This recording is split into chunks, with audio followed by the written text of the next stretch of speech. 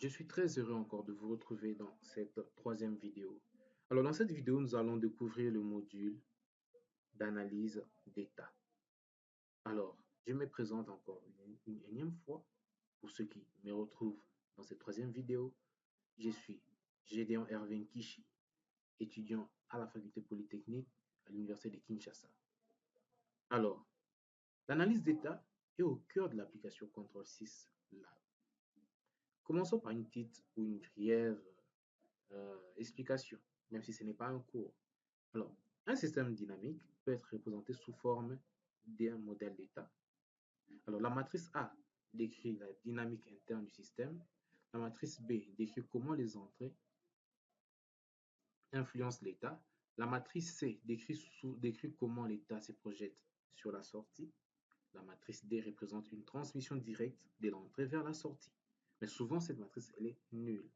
Alors, l'un des points clés de l'analyse d'état, c'est la stabilité. Alors, on va dire clairement qu'un système est stable si toutes les valeurs propres de la matrice A ont une partie réelle négative. Eh bien, dans ces cas, les réponses convergent vers 0 au lieu de diverger. Alors, passons maintenant à l'interface et nous allons essayer de donner quelques exemples. Alors, je présente rapidement l'interface. Nous avons ici notre logiciel qui peut avoir des ordres de matrice jusqu'à l'ordre 12. Alors, pour chaque ordre, il y a un certain exemple.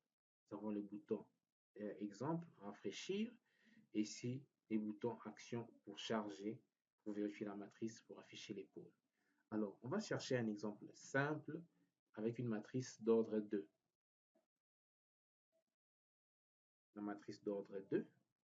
Pour la matrice d'ordre 2, les entrées sont comme sur MATLAB. J'ai même énuméré, ici nous avons énuméré format MATLAB. Alors, nous allons, dans les formats MATLAB, nous séparons les lignes par des espaces et les colonnes par des points-virgules. Alors, nous allons donner un exemple simple. Je vais donner 0, espace 1, point-virgule. Je donne moins 1 et 7 par exemple. Ça, c'est notre matrice A. La matrice B, comme c'est une matrice colonne, c'est pourquoi vous allez voir que je mettrai un point-virgule pour séparer. Et la matrice C, c'est une matrice ligne. Je vais séparer juste par des espaces. Et la matrice D, comme nous l'avons dit souvent, elle est nulle, cette matrice de transmission. Alors, nous allons charger. Nous chargeons dans les systèmes, nous voyons que le système a bien chargé. Alors, et nous retrouvons nos matrices qui sont là. Nous allons vérifier les matrices si elles sont bien introduites. Voilà, on dit vérification des matrices A, OK, B, OK, C, D. On dit les matrices conformes. Vous pouvez charger les systèmes. Je recharge le système, c'est bon. Je vais afficher les pôles. J'affiche les pôles, voilà. La partie imaginaire égale 0. Et nous avons une partie réelle 0,14 et 6,885, 41, etc., etc. Alors, on peut tester la stabilité. On teste, on nous montre que partant de ces pôles, notre système est instable. Alors, il n'y a pas si longtemps que quelques minutes, je vous ai dit qu'un système est stable si toutes ses valeurs propres de la matrice A ont une partie réelle négative. Vous constatez avec moi que nous n'avons pas de parties réelles négatives. Alors, on veut vérifier sa réponse à l'échelon.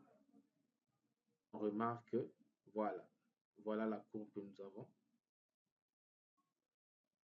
Et on peut vérifier aussi la réponse impulsionnelle. Voilà, c'est presque la même chose. Et nous allons voir le diagramme de Bode qui présente aussi quelque chose d'un peu bizarre.